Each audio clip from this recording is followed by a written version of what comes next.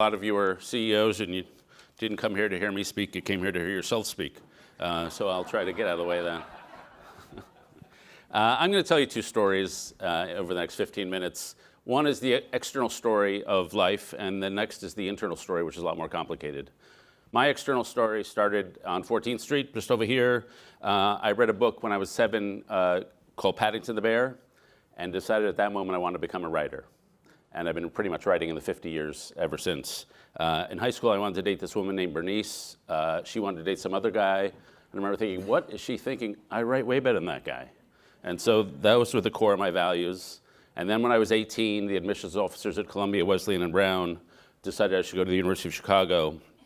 And that was also a writerly, very cerebral place. My favorite saying about Chicago, it's a Baptist school where atheist professors teach Jewish students St. Thomas Aquinas. And so that was our world. And I was cerebral when I was there.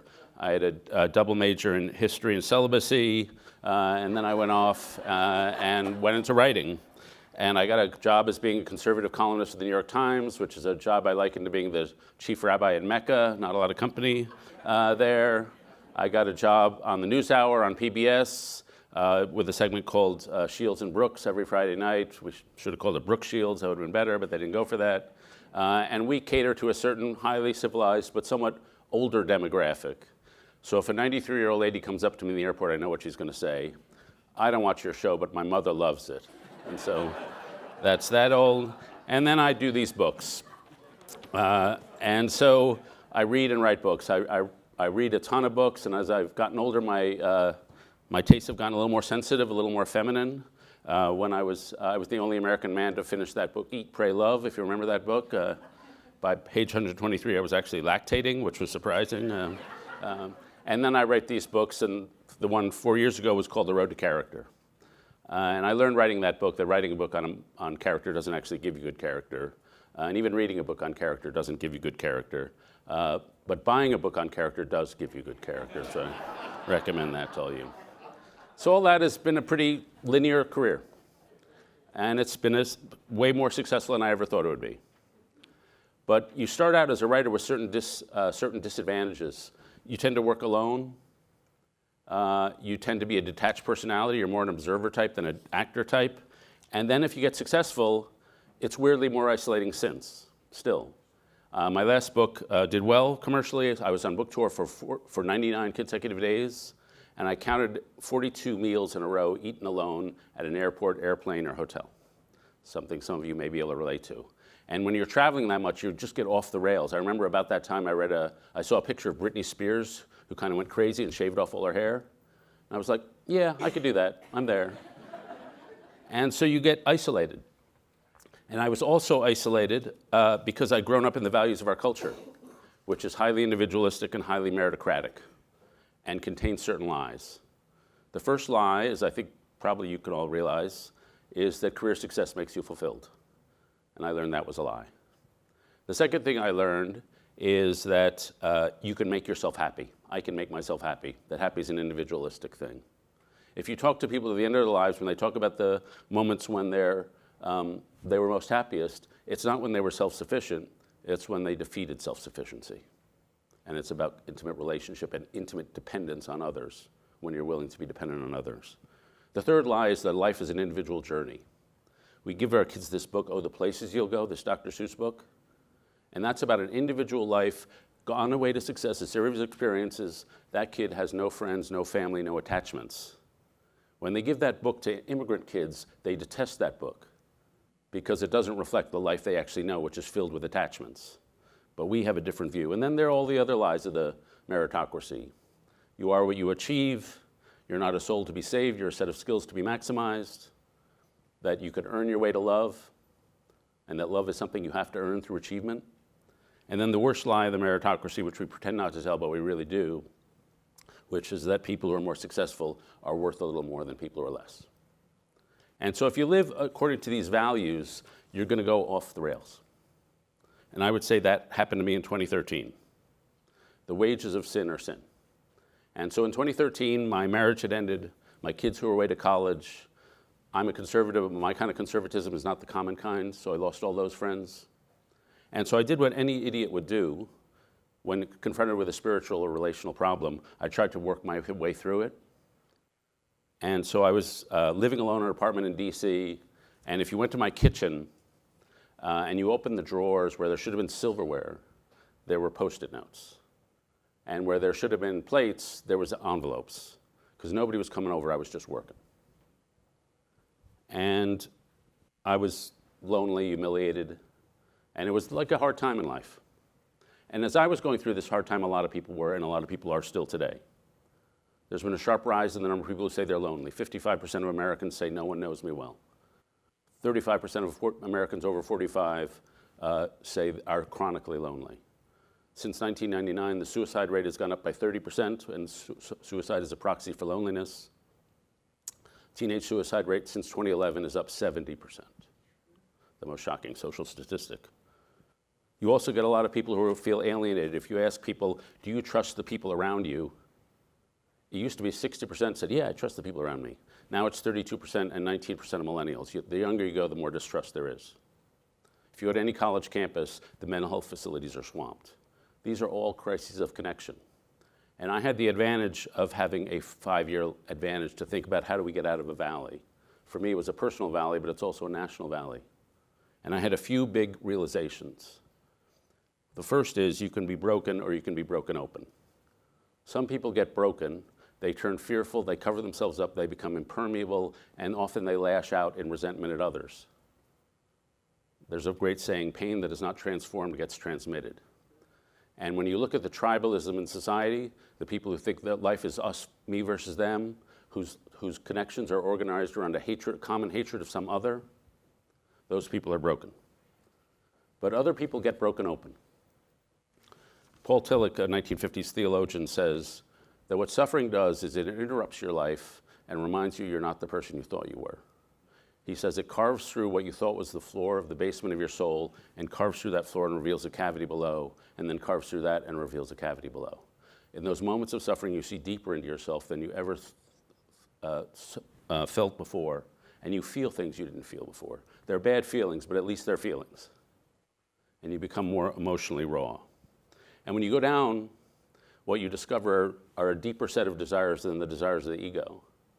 The first set of desires you discover is the desire of the heart, the desire to be in fusion with another person and close, intimate relationship with other people, the kind of intimacy that Louis de Bernier described in this book, Captain Corelli's Mandolin. In that novel, he's got an old guy talking about his relationship with his wife, with his late wife, to his daughter. And the guy says, love itself is what is left over when being in love is burned away. And this is both an art and a fortunate accident. Your mother and I had it. We had roots that grew towards each other underground, and when all the pretty blossoms had fallen from our branches, we found that we were one tree and not two. And that's what the heart longs for. The second set of desires that you find is the desires of the soul. Now, I don't ask you to believe in God or not believe in God. That's not my department. But I do ask you to believe that you have a soul. I ask you to believe that there's some piece of you that has no size, weight, color, or shape, but gives you infinite value and dignity. That slavery is wrong because it's an obliteration of another soul. That rape is not just an attack on physical molecules, it's an insult to somebody's soul. And what the soul does is it gives you moral responsibility. A tiger's not morally responsible, but we are. And the second thing is the soul yearns. The soul yearns for goodness. I've met a lot of bad people in my journalistic career. I've never met one that didn't want to lead a good life. And so we just yearn for that. We yearn for the notion that we're caught in a web of good and evil. And at the end of our lives, the core question will be, did we do well or did we do ill? And that moral drama, every action is ethical. Every single action is ethical in some way. You're either helping somebody or you're not. And so you discover those desires in the bad moments. When I ask people, what made you who you are, nobody ever says, I had a great vacation in Hawaii. It's always the bad moments that you learn who you are and made you who you are. And so the third realization I had down in the valley of my life was a formulation from Einstein, which is you're not going to solve your problem at the same level of consciousness at which you created it. You have to have a bigger level of consciousness, and you have to become a different person. I have a friend who said when her first daughter was born, she found she loved her more than evolution required. And I've always loved that phrase because it suggests that we do some things for evolution, we do some things to pay the rent, but a lot of things we do for some enchanted reason that is only human. That there's a level of care we have for each other which cannot be explained by evolution. It's somehow mystical, it's somehow enchanted. It's the mystery of love and attachment. And so you have to be willing to dedicate your life to that kind of deep attachment, and that's a wider consciousness. The other thing I learned in the Valley was that you can't climb out on your own. Somebody has to reach down and pull you out. And so a fortunate thing happened to me in 2015. I was invited over to a couple's house named Kathy and David. They had a kid in the DC public schools who had a friend whose mom had health and drug issues. The kid had no place to eat or sleep. So they said, well, James can stay with us. And then James had a friend, and they had a friend. And by the time I went over to dinner there in 2015, there were 40 kids around the table and 15 sleeping around the house. So I walk in there, and I meet a kid, and I'm right inside the doorway. I reach out to shake his hand, and he says, we don't really shake hands here. We just hug here.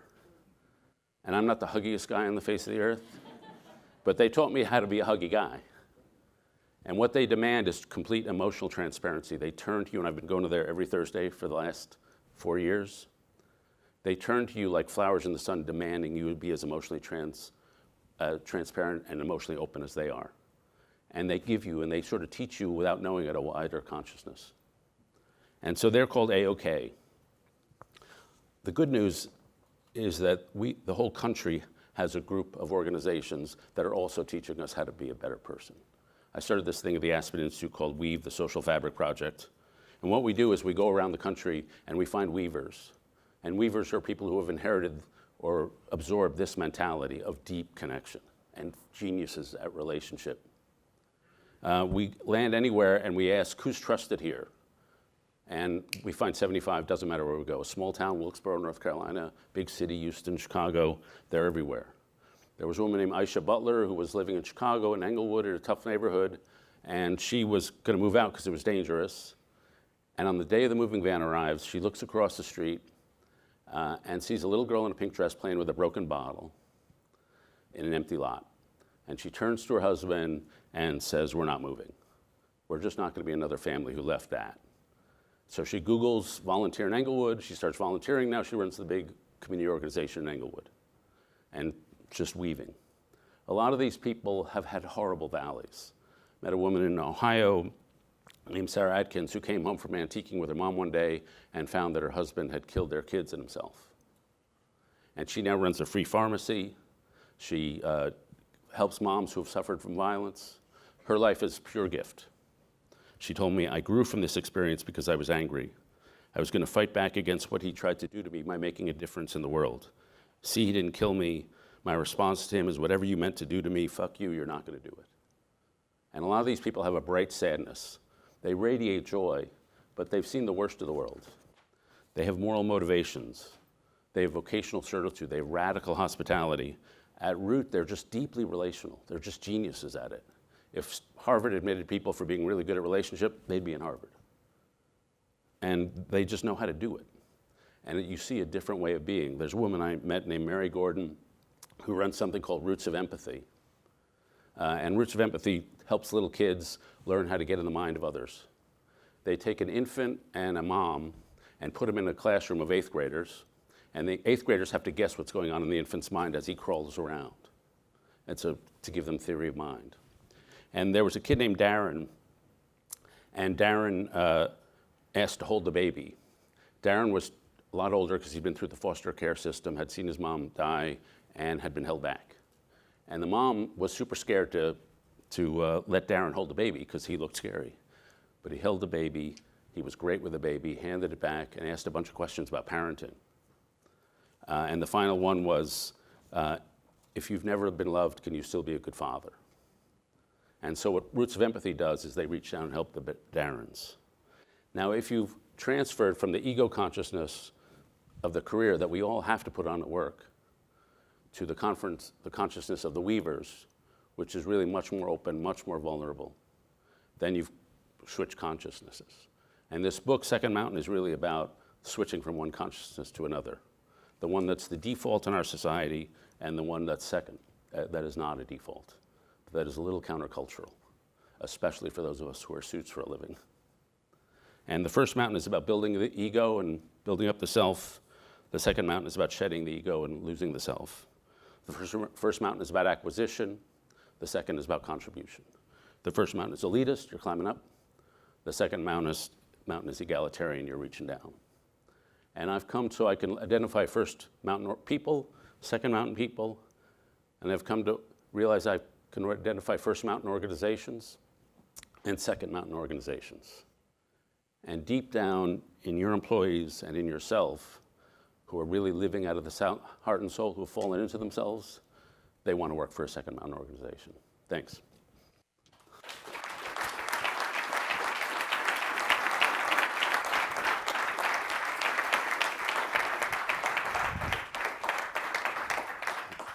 When I was listening to your stand-up gig at the beginning, I didn't know that you were so funny, and then as you kept going, I realized why you want to tell a bunch of jokes at the beginning of your talk.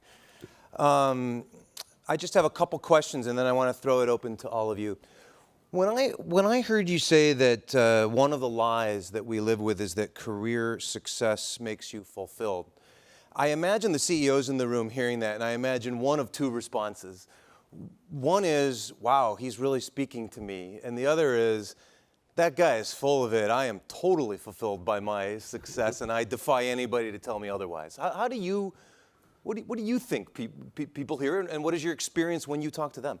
Well, I think of this meeting, I just heard an inventor talking about like how to deal with malaria. You have Raghuram Rajan about community. Yeah. The agenda of this meeting suggests that people are interested in the other thing.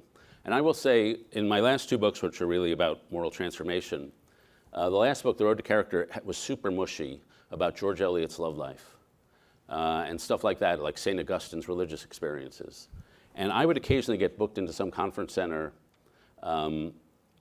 with 400 or 4,000 CFOs.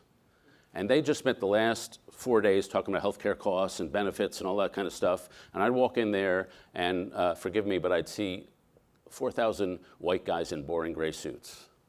And I think this is not going to go well, because I'm going to be talking about George Eliot's love life to these guys.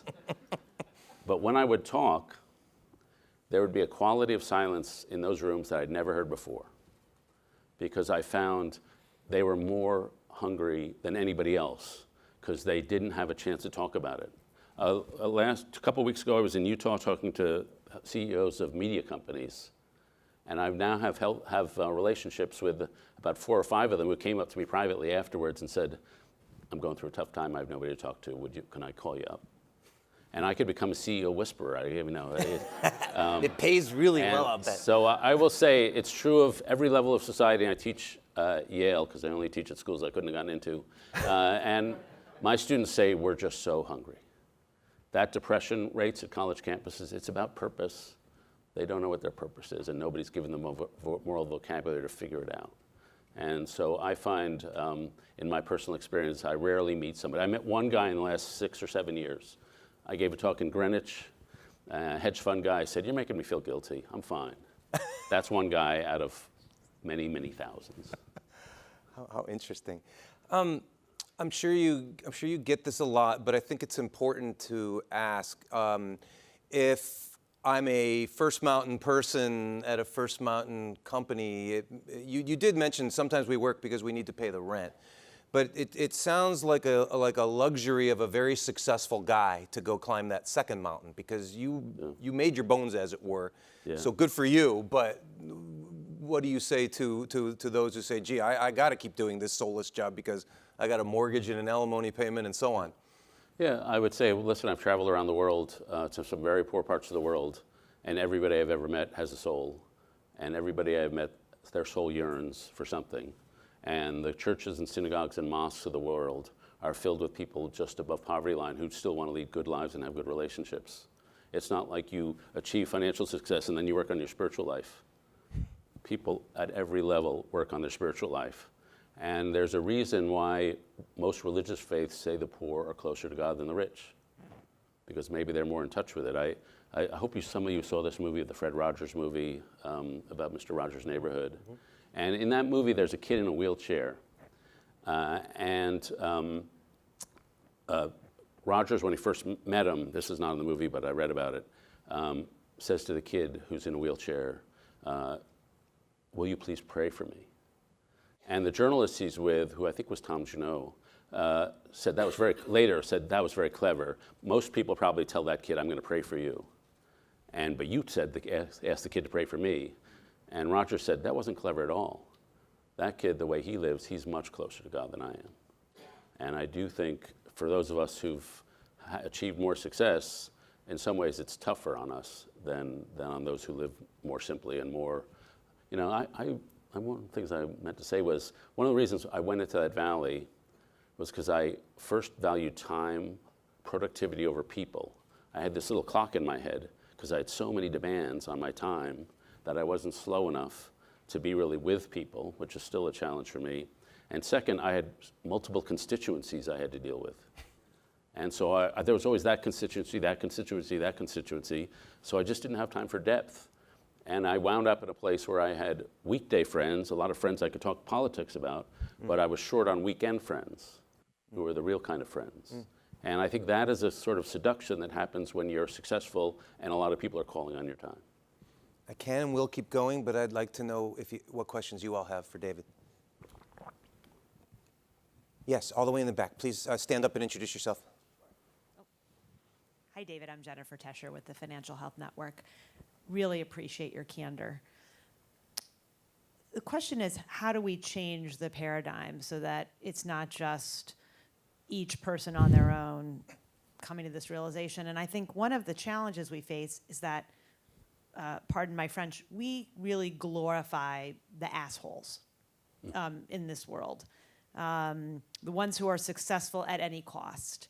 And I don't know how you undo that to make it safe or admirable to live the kind of life that you're talking about. I wonder if you have thoughts about that. So this Weave project, we figure there's social isolation around the country. It's being solved locally by these people. And so how can we learn from their effect and nationalize? Now the problem is, as I say, they're geniuses at relationship. But the problem with the relationships, it takes a long time and it's very intimate. So relationships don't scale, but norms scale. And so if you can shift the norms of a culture, then you can have this massive effect. And in the 60s, we shifted norms. We shifted from a very communal society to a very individualistic one. And the communal began to seem stifling and racist and offensive, so we got rid of it, and we shifted over to something that was more free-flowing. When I was a kid growing up here, Super Bowl III had two quarterbacks on the field. One was Johnny Unitas, 1950s guy, crew cut. The other was my hero, Joe Namath, 60s guy. Long hair, very individualistic, very rebellious. He wrote a memoir called I Can't Wait Until Tomorrow Because I Get Better Looking Every Day. And so suddenly it was cool to be a rebel, not an institutionalist. It was cool to be young, not old, expressive, not reticent. And so the culture shifted. And so we've had 60 years of that, and we've sort of run out the string on it. And so how you shift the culture again back to something that's more communal, we're not going to go back to the 50s, but to me that is how you do it. So people have a different definition of what's a neighbor. People have a different definition of how do I interact with friends. I mean, every immigrant group coming into this country is more communal than we are. And so how do we shift the culture so it's a little more like theirs? Then once you change the norms, then the average of behavior changes in a lot of good ways. Is it counterproductive to your hopes and aspirations for our culture that we have a president whose behavior and mores couldn't be more different than what you're advocating? Well, in the short term it is. I mean, there's weaving and then there's also ripping. And frankly, a lot of people in our business, in the media business, they make money off of ripping. Ripping? Ripping. Like criticizing? Stereotyping, attacking, false generalizations, all the stuff that we do. But there's going to be a counter reaction in my view, and that'll be a great opportunity. Yes, please. Mike's right behind you, Nathan. Stand up, please, and tell David who you are. David Nathan Rosenberg. Ethics are determined by professions. Integrity is being true to your word, but morality used to be determined by religions. almost nobody goes to church in America anymore. What becomes a source of morality? Yeah, so well, the loss of, it used to be this was a country, whether you were religious or not, with a mainline Protestant culture. And that went away. In my column today, I mentioned there are more people who believe in astrology than are mainline Protestants in this country. And so we have to find new sources of moral systems. And in my view, it's probably not going to be love your God, because we're just not that. I mean, I happen to be a person of faith, but as a country, we're not. But it can be love your neighbor. And that is a magical electric idea that people want to seek. So if we actually put that in the center of lives, it would be different. And I would say, I would just mention organizations. As I said, they're first and second mountain organizations. And I'm going to steal from my wife. My wife wrote a book called The Fabric of Character, where she went to some organizations and found out which were the ones that are really transforming lives. And she observed hundreds of them, and then asked a series of questions about them to how to tell whether your organization is one of those. And if I can remember some of the questions, some of them are, telos, is there a strong purpose in the organization? Does everybody in the organization understand where they play in it? Generativity, when people leave your organization, do they try to recreate the culture in the next organization they go to? Is there joy in the house? Is there vulnerability and safety to be honest? I mean, the whole series of questions, but we've all been, if you go to Morehouse College, you're at a place that thickly forms human beings, men in this case, and you can always know a Morehouse man. If you go to if you meet a Marine, you know they were in the Marines. You can just feel it. And there are some organizations that are thick and transformative, and some you just sort of pass through, and it doesn't really shape who you are.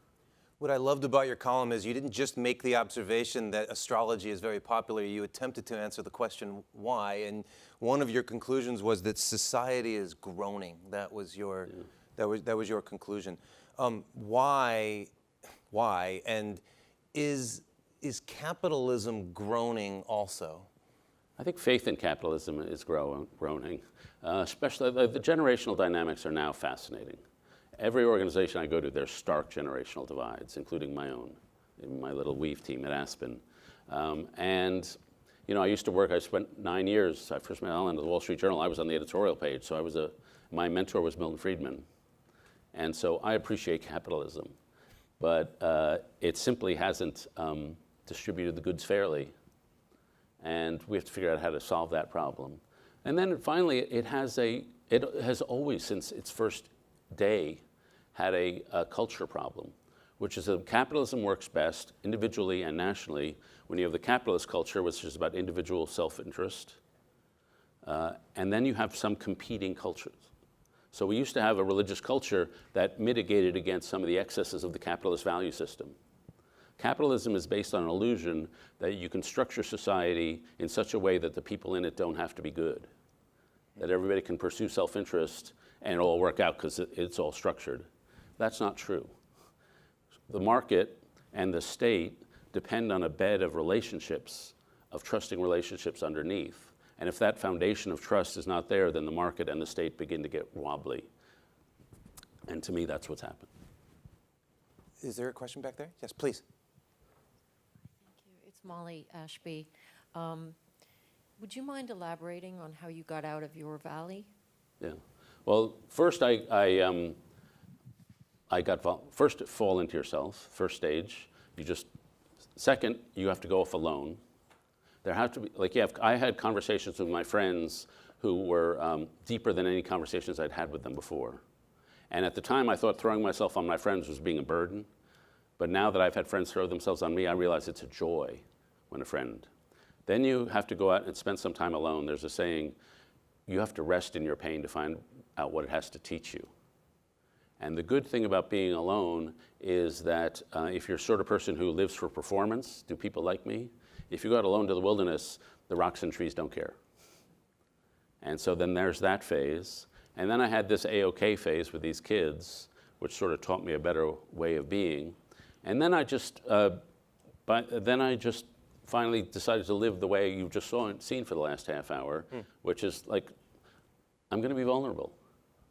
And I'm going to lead with that. And I find it's just a better way to live, but it's also been a more effective way to live. I teach, as I mentioned, And in one of my classes, this was like 4 or 5 years ago, I was just trying to decide whether to marry this person, second marriage, and she was going to come up to New Haven to give me an answer. And I had my office hours between 9 and 1 in the morning at a bar. And I told the students I'm not going to be able to make office hours because somebody's coming up. I'm going through something in my personal life. That's all I said. That evening, of my 24 students, I'd say 18 or 19 sent me an email saying, I want you to know I'm praying for you, or I'm thinking of you. And the rest of the course, that whole class was different. Because I was not just Professor Brooks, I was just some schmo trying to get through life. And that little hint of vulnerability transformed our relationships. The woman, by the way, told me she would never marry me. And we got married 2 years ago, so it all worked out.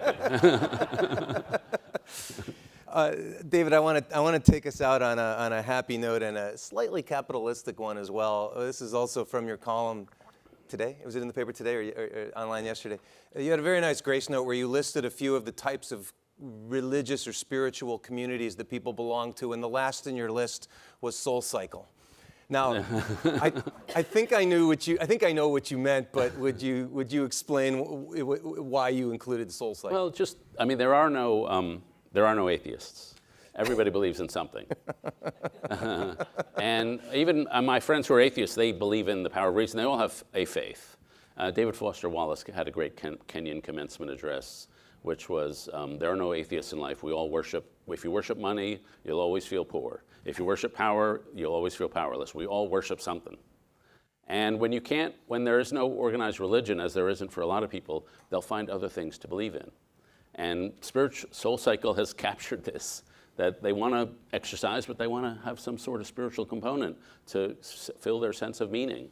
I'm not sure how deep it is. I've never been to Soul Cycle. I can't pedal that fast. But that's why there's so much just meaning capitalism out there right now. I did an earlier book called Bobos in Paradise, which is for people with 60s values and 90s money.